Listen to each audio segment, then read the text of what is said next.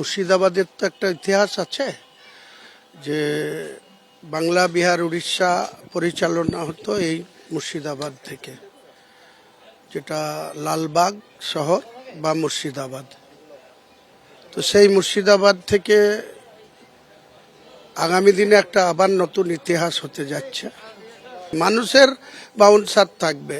মুর্শিদাবাদ সহ বাংলার যারা অবহেলিত, লাঞ্ছিত, বঞ্চিত, অবজ্ঞা যাদের কাছে প্রতিনিয়ত শাসক দল করেছে, সেই সব মানুষের কাল উপস্থিতি থাকবে।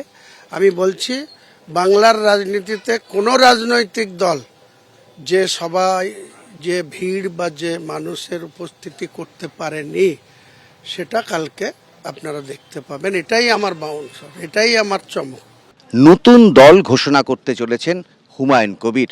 প্রস্তুতি প্রায় শেষ পর্যায়ে। নতুন দল ঘোষণা করতে চলেছেন আপনি? আগামীকাল, অনেক আগেই আমি ঘোষণা করেছিলাম যে 22শে ডিসেম্বর সোমবার। এই সোমবারটা বেছে নেওয়ারও একটা কারণ আছে। আমি পৃথিবীতে যেদিন আমার মায়ের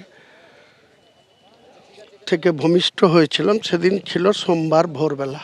তৃণমূলের থেকে এমন কোনো অফার, এমন কোনো ফোন যাতে নতুন দল করা থেকে আপনি পিছিয়ে যাবেন? কোনো প্রশ্নই আসে না।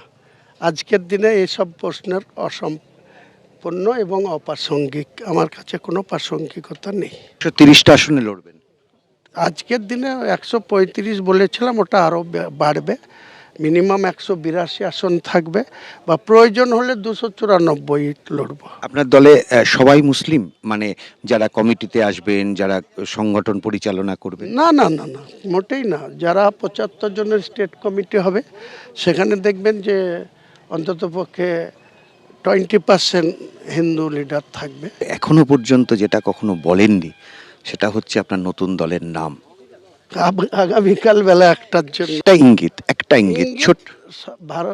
বাংলার জনতার পার্টি হবে, আম জনতার উন্নয়নের পার্টি হবে, এইটুকু বললাম। শর্ট ফর্ম জেনে নেন কালকে। শর্ট ফর্ম এবং তার লোগো, ওই তো যেমন টিএমসি আছে, 3টে অক্ষরেই পার্টি ওপেন হবে।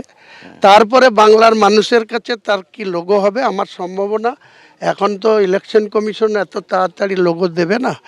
আমি টেবিল আমার পয়া, আর যদি টেবিল না পাই তাহলে জোড়া গোলাপ ফুল নিয়ে লড়বো।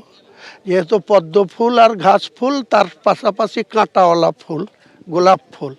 কোন ফুলে মানুষ বেছে নেয় সেটা আগামী দিন হবে। তৃণমূল শব্দটা থাকবে না না, মোটেই না। কংগ্রেস শব্দটা থাকবে? কংগ্রেস শব্দও থাকবে না, কিন্তু পতাকার রংটা ন্যাশনাল পতাকার কাছাকাছি থাকবে। টিএমসির যেমন আছে, কংগ্রেসেরও যেমন আছে, আমার পতাকার রংটাও ঠিক ওই রকম টাইপের থাকবে।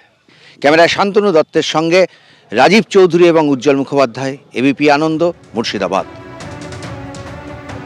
আপনারা শুনলেন হুমায়ুন কবির। তিনি বলছেন একদিকে পদ্ম ফুল, ঘাস ফুল এবং তার পাশাপাশি কাঁটাওয়ালা গোলাপ ফুল, এই প্রতীকে তিনি লড়াই করতে চান। তবে নির্বাচন কমিশন যে প্রতীক দেবে, সেই প্রতীকেই তিনি লড়াই করবেন। আগামীকাল তিনি তার নতুন দল ঘোষণার আগে এরকমই জানালেন।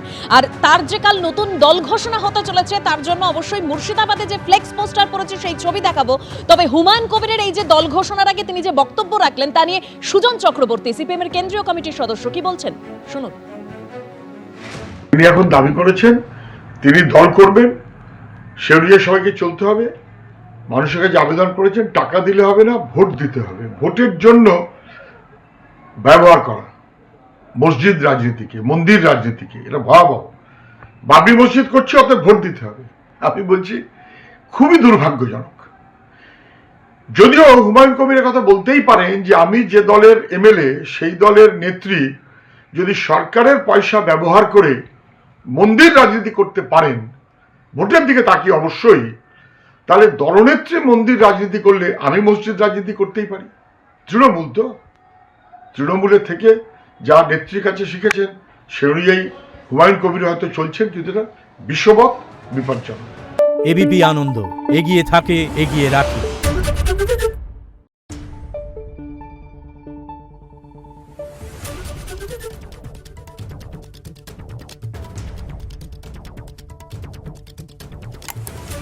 Thank you.